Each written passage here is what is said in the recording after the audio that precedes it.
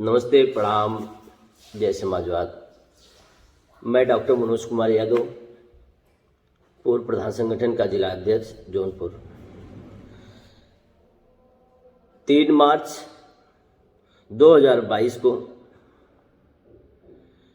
आपके जनपद जौनपुर में विधान परिषद एमएलसी के वोट पड़ने जा रही है, जिसमें सभी प्रधान बीडीसी, जिला पंचायत सदस्य, सभासद, चेयरमैन, विधायक, सांसदगण सभी वोट करेंगे। हम सभी लोगों से यह अपील करेंगे कि आप का भाई डॉक्टर मनोज कुमार यादव ये भी प्रत्याशी के रूप में रहेगा और आप लोगों का आशीर्वाद हमारे ऊपर भी बनी रहे।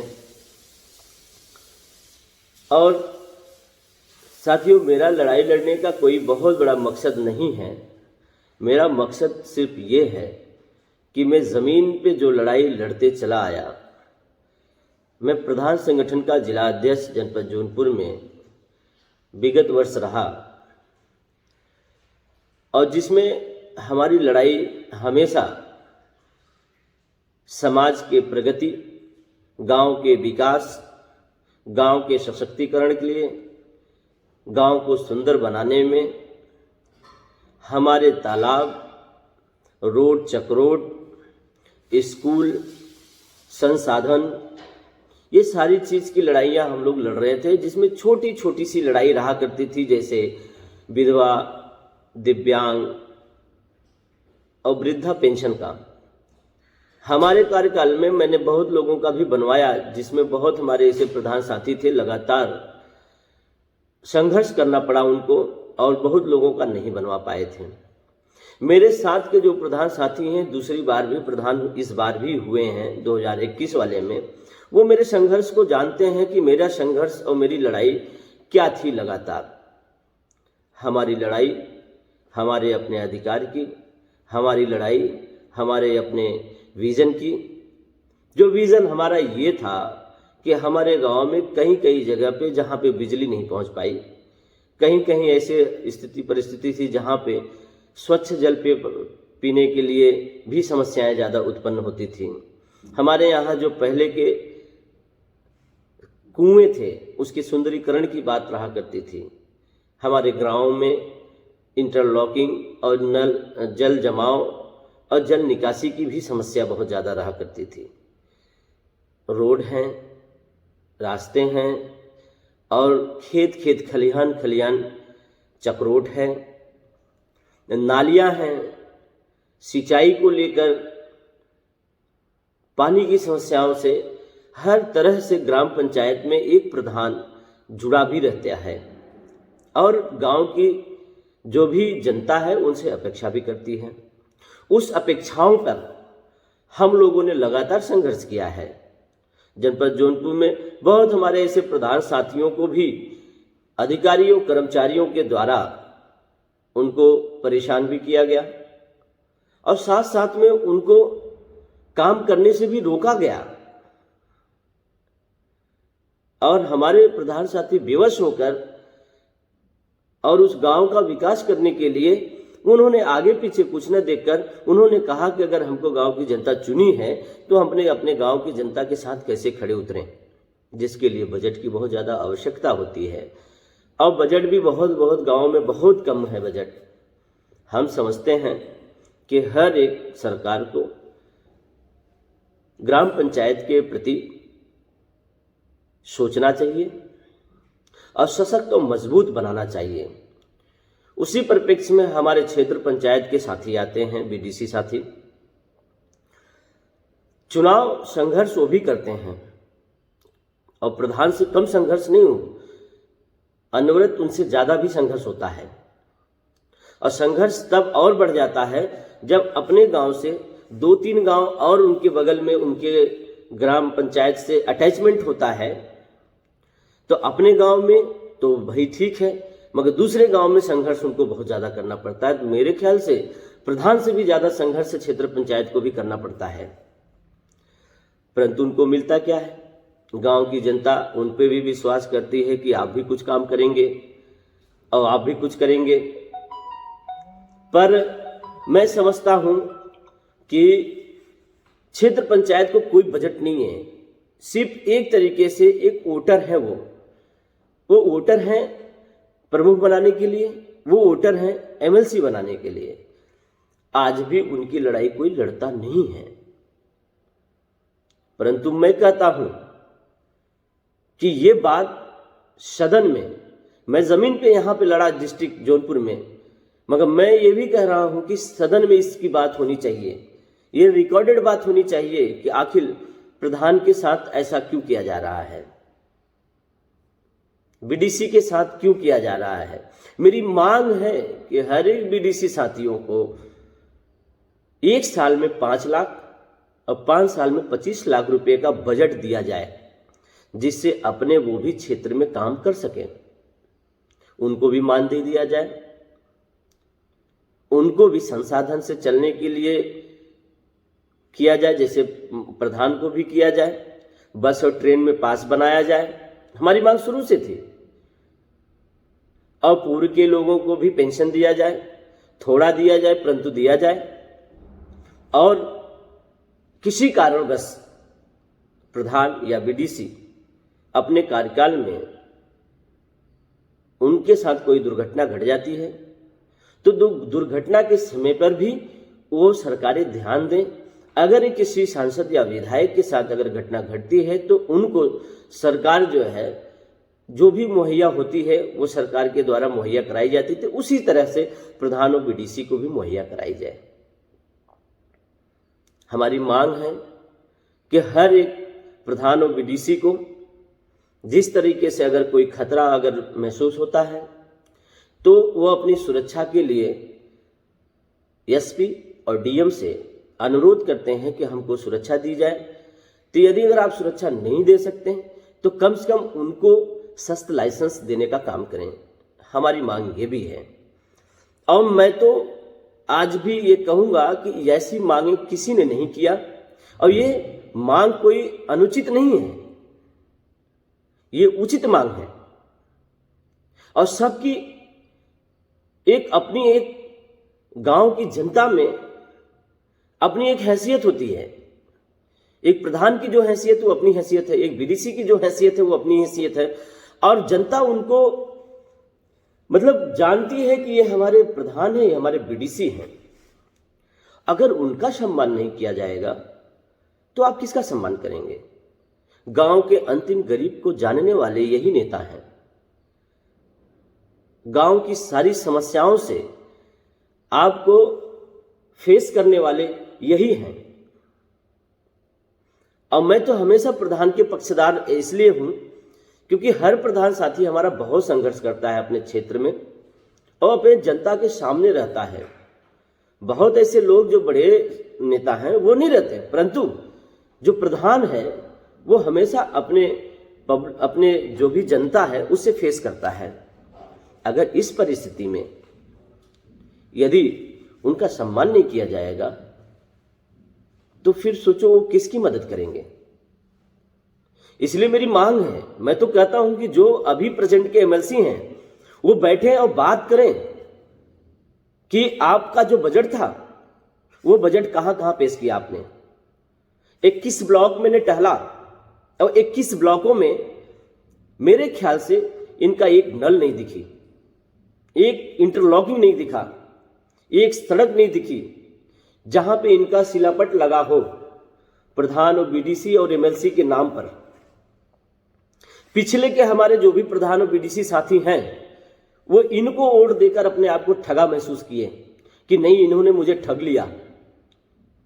आज भी मैं गारंटी के साथ कहता हूं, चैलेंज करके कहता हूं, जो पिछले के प्रधान साथी रहे 21 ब्लॉक के 10-10 प्रधान और 10-10 बीडीसी साथियों का ये नाम बता दें या उनका नंबर हो, कौन सा गांव है, मैं बता दूं कि राजनीति छोड़ दूंगा साथियों। और मैं ये भी चैलेंज करता हूं कि हमारे जनपद जौनपुर में जो सीमा के, डिस्ट्रिक्ट के सीमा के जो गांव हैं, चाहे वो प्रतापगढ़ हो, चाहे वो सुल्तानपुर हो, चाहे वो आजमगढ़ हो, चाहे वो गाजीपुर हो, चाहे वो बनारस हो, चाहे वो भदोही हो, चाहे वो इलाहाबाद हो, जहां से ये गांव स्टार्ट होता है, हमें ये बता दें कि उस गांव का स्टार्टिंग गांव का नाम क्या है। मैं समझ जाऊंगा इन्होंने एमएलसी गिरी की है। ये तो छोड़ो, ये तो नहीं बता पाएंगे। मैं तो ये कहता हूं कि जब आप सदन में गए हो, कौन सा प्रश्न लगाए हो। मैं यही प्रेजेंट एमएलसी जो आपके जनपद जौनपुर में है उनसे पूछ रहा हूं कि कब कौन सा प्रश्न आपने सदन में लगाया है। क्या गांव की बात की है, क्या बीडीसी की बात की है, क्या अपने क्षेत्र की बात की है, क्या ये सुल्तानपुर प्रतापगढ़ के बॉर्डर पे जो हम निकलते हैं यहां से सोइथा कला ब्लॉक में, उन गांव के गांव मैंने गया, वहां पे सड़कें नहीं हैं, टूटी हुई सड़कें हैं।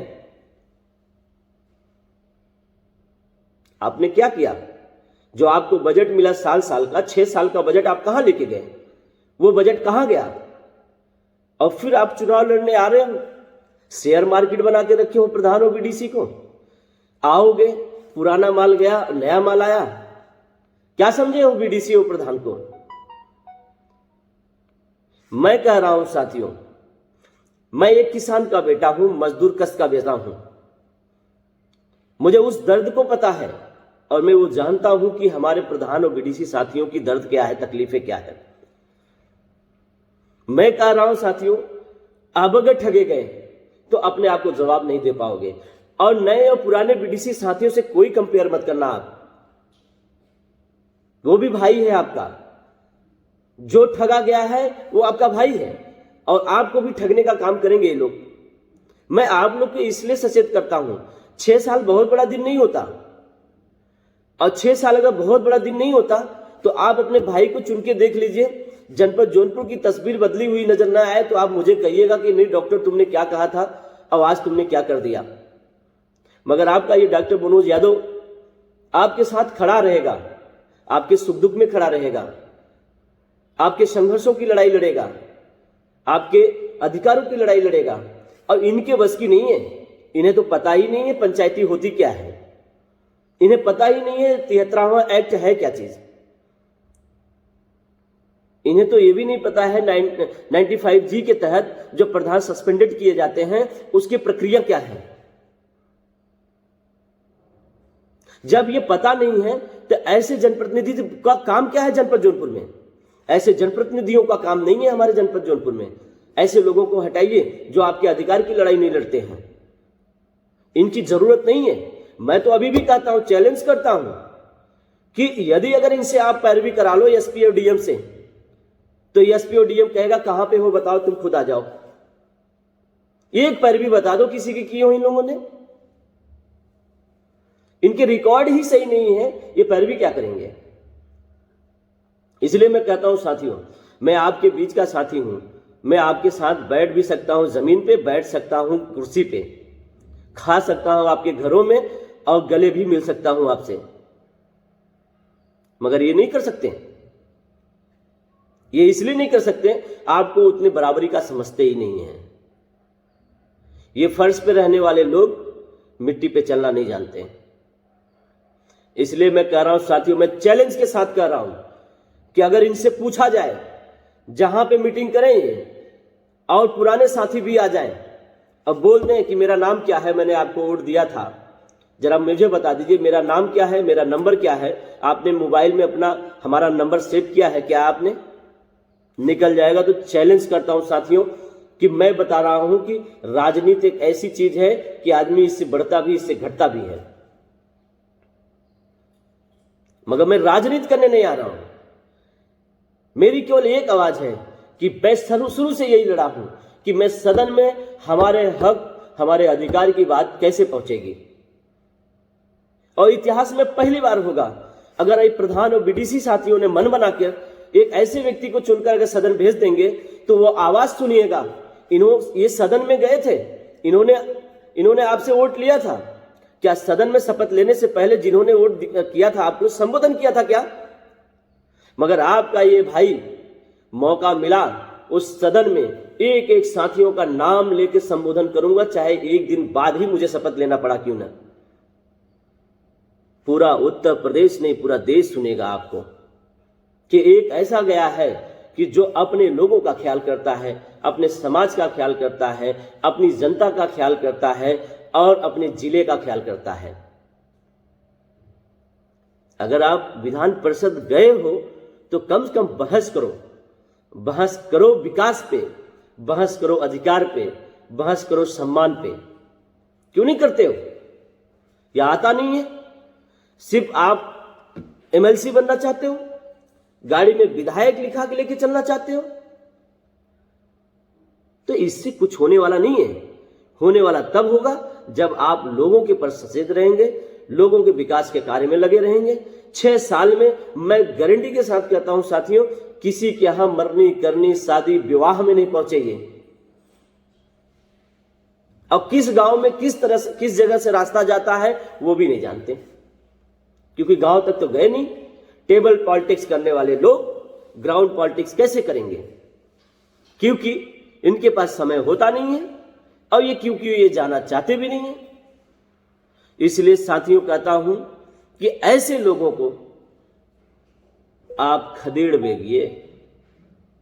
इनकी जरूरत जौनपुर में नहीं है। ये जौनपुर में शांति नहीं रखना चाहते हैं, अशांति का माहौल बना के रखने वाले लोग हैं। ऐसे लोगों को आपके पास ये ताकत है। डॉक्टर भीमराव अंबेडकर साहब के दिए हुए ताकतों से इनको हटाइए। ये अधिकार डॉक्टर भीमराव अंबेडकर साहब से दिए हुए अधिकारों से इन्हें हटाइए, तब जाके आपके जिले का कल्याण होगा, विकास होगा, आपके अधिकार की बात होगी, आपकी बात होगी। ऐसे लोग नहीं कर सकते बात आपकी, और न तो ऐसे लोगों में इतनी क्षमता है कि वो बात कर ले। नॉलेज ही नहीं है तो करेंगे क्या? मेंबर्स ऑफ लेजिस्लेटिव काउंसिल ऐसे कोई नहीं बन जाता, और बन भी जाता है तो उसका निर्वहन नहीं कर पाता। निर्वहन करने के लिए बड़ा मस्तिष्क, बड़ा दिल और बड़ा मन करना पड़ता है। जब आपका बड़ा मन, बड़ा मस्तिष्क और बड़ा दिल रहेगा ना, तो लोगों का कल्याण होगा, आपके क्षेत्र का कल्याण होगा। अब मैं तो चाहता हूं, मेरी जो उम्र है, ये राजनीति की उम्र जो है, मैं इस पड़ाव से अगर आगे निकला साथियों, तो मैं तो चाहूंगा कि अपने साथियों के बीच में बने रहने के लिए जब तक विकास नहीं करूंगा, उनकी बात नहीं करूंगा, तब तक आपको कोई याद नहीं करेगा। आज 6 साल के दिन हो गया, एक एमएलसी भी रहता है, कोई जाना ही नहीं। अब चुनाव आ गया, मैं आज के 6 महीने पहले से अलग जगा रहा हूं, साल भर से पहले अलग जगा रहा हूं। हमारे साथियों में बात चल रही थी 5 साल पहले से कि नहीं, हम लोगों के अधिकार की लड़ाई सदन तक जाना है, तब जाके हमारे पंचायत की बहस हो पाएगी। क्या हमारे प्रधान साथियों को पेमेंट नहीं चाहिए? हमारे बीडीसी साथियों को पेमेंट नहीं चाहिए? हमारे प्रधान साथियों को जो है विकास के लिए बजट नहीं चाहिए? हमारे बीडीसी साथियों के लिए विकास की बजट नहीं चाहिए? हमारे पूर्व प्रधान साथियों के लिए पेंशन नहीं चाहिए? हमारे पूर्व बीडीसी साथियों के लिए पेंशन नहीं चाहिए?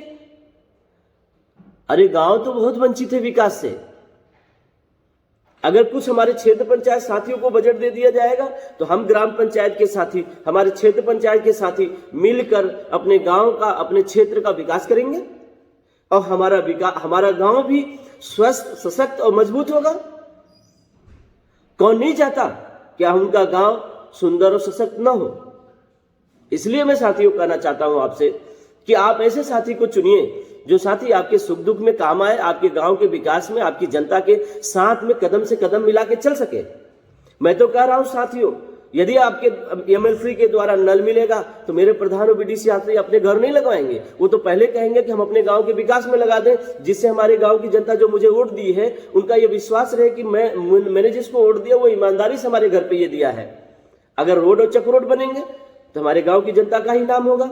जब शिलापट लगेगा प्रधान का, बीडीसी का, एमएलसी का, तो गांव की जनता उन पे विश्वास करेगी कि नहीं यार, ये तो वो ऐसा व्यक्ति है जिनको इन्होंने चुना है, वो विकास का आदमी है, विकास करने वाला आदमी है। ऐसे आदमी को चुनिए भैया, ऐसे लोगों को मत चुनिए। प्रणाम, ऐसे लोगों से प्रणाम करिए, प्रणाम, और इन्हें हटाइए। आपको बता दूं 36,000 करोड़ रुपया गमन कर गया है इन लोगों ने, और 36 पैसे का काम नहीं किया है। ऐसे लोगों को साफ करिए। ये लोग आपके लिए हितकारी नहीं है, ये आपका हित नहीं कर सकते। ये बिजनेसमैन, टेंडरिंग वाले व्यक्ति हैं, ये बिजनेस करते हैं, ये विकास नहीं करते हैं। आपके साथ आएंगे, बिजनेस करेंगे और चले जाएंगे, और 6 साल नहीं दिखेंगे। 6 साल वही दिखेगा जिनके अंदर राजनीति की जज्बा है, जिनके अंदर जज्बात है, जिनके अंदर बात करने की क्षमता है, वो आपके बीच में बने रहेंगे। उनको स्वार्थी है, वो उनका स्वार्थ है कि मैं अपने साथियों के साथ रहूंगा तभी मुझे सम्मान मिलेगा। मगर इनको क्या है कि उनके साथ रहूंगा तो मुझे बदबू मिलेगी। ये खुशबू में रहने लोग हैं, खुशबू में रहना चाहते हैं, आपके साथ नहीं रहना चाहते हैं। हमें आपको पसंद नहीं करते हैं, सिर्फ राजनीति आई है इसलिए आपको कहेंगे भैया हो, बाबू हो, आप फलाने हो, ठिकाने हो, प्रणाम है, दुआ है, नमस्कार है, पैलगी है। इसके बाद 6 साल गायब। 6 साल के बाद नहीं दिखेंगे ये। अब आप इनको खोजते रह जाएंगे तो नजर ही नहीं आएंगे। आप इनको फोन लगाते रहेंगे, फोन भी नहीं उठेंगे, और फोन उठ भी गया तो कहेंगे खाली नहीं है, बाद में बात करना। और एक बार बात कर लिए तो अच्छे से बात हो गई। कहीं अगर आप 2, 4, 10 बार फोन लगा देंगे, कहेंगे यार इतना खाली नहीं हो, बार बार फोन नहीं लगाना। ये मुझे पता चला, हमारे कुछ दोस्त जो उनके टच में रहे हैं उन्होंने बताया कि यार ये तो ऐसे लोग हैं कि 1 बार 2 बार प्यार से बोलेंगे, दूसरी बार कहेंगे कि यार अब मत फोन लगाना। ये मैं नहीं कह रहा हूं, ये जो फोन लगाए वो कह रहे थे, उनकी बात मैं कह रहा हूं। इसलिए साथियों, 3 मार्च को एमएलसी की वोट पड़ेगी। मेरे सभी प्रधान और बीडीसी, जिला पंचायत सदस्य और सभी स्थानीय निकाय में वोट देने वाले साथियों से मेरा अनुरोध है कि आप लोग अपने इस भाई को वोट देकर विजयी बनाएं, ताकि आपकी बात सदन तक पहुंचा सकें हम, और सदन में बात हो सके। एक बार लाइए ना, 6 साल बहुत बड़ा दिन नहीं होता। आप सुनिए ना कि सदन में क्या ये बात करेगा कि नहीं करेगा, ये बात कर सकता है कि नहीं कर सकता, इसके पास है कि नहीं है वो लाइन। आप एक बार चुन लीजिए हमको और देखिए। अगर इतिहास न बदल जाए, इतिहास के पन्ने पे न लिखा जाए, तो आप मुझे बैठने मत देना अपने घर पे। ए तू निकल यहां से, तू कुछ नहीं कर सकता, डांट के भगा देना भाई मुझे, मैं चला जाऊंगा। मगर आपके जनपद जौनपुर में एक इतिहास रचने का काम करिए। आप ऐसे लोगों को पसंद मत करिए जो आपकी बात न करता हो, आपके विकास की बात न करता हो। ऐसे लोगों को मत चुनिए भैया, इन्हें तुरंत हटाइए, तुरंत हटाइए इन्हें। ऐसे लोगों की हमारे जनपद जौनपुर में जरूरत नहीं है। इसलिए मैं आग्रह करता हूं कि 7 मार्च को आप वोट करिए, डॉक्टर मनोज के पक्ष में। डॉक्टर मनोज को वोट देकर जिताइए और इन्हें सदन भेजिए। और 7 मार्च को विधानसभा में वोट पड़ेगी। हमारे जितने भी समाजवादी से घोषित प्रत्याशी होंगे, उन सभी लोगों को 7 मार्च को आप वोट देकर, भारी से भारी बहुमत देकर, भारी से भारी मतों से उनको जिताइए और माननीय अखिलेश यादव जी की सरकार बनाइए उत्तर प्रदेश में। जब तक अखिलेश यादव नहीं रहेंगे तब तक आपके उत्तर प्रदेश का विकास नहीं हो सकता, क्योंकि फीता काटने वाले लोगों को विकास नहीं दिखता, सिर्फ फीता काटना दिखता है। ऐसे लोगों को हटाइए और एक सशक्त और मजबूत प्रदेश बनाने वाले को लाइए। जय हिंद, जय भारत, जय समाजवाद।